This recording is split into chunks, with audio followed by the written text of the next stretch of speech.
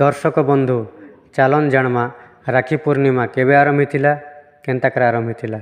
बामन रूप रे विष्णु भगवान बोली के पातालपुरे चापी देला परे विष्णु भगवान निजर रूप धारण कले आर बोली के बर मागबार लाग कही आर बोली बर मागिथिला जे सबु बेले तमे मोर आखि आगे थिबो बोली करी आर विष्णु भगवान के बोली पातालपुर ने द्वारपाल करी ठिया कर देला।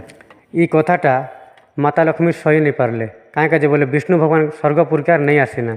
लक्ष्मी माता शिवंकर पाके गले विष्णु भगवान के केन्ता करी स्वर्गपुर के आनी हवा तार उपाय बते मागले।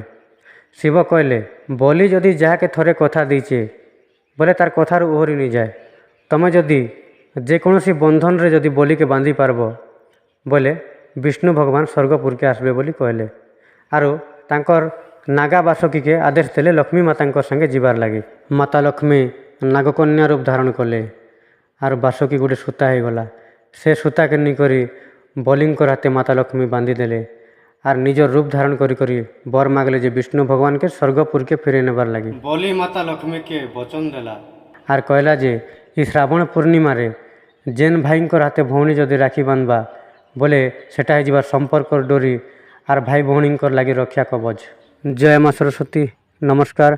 आपण मन के मोरी छोटिया कथा भल लगी लाइक करन कमेंट करन शेयर करन कहबार भितर जदि किसी भूल रही थाए ताले माफ करन।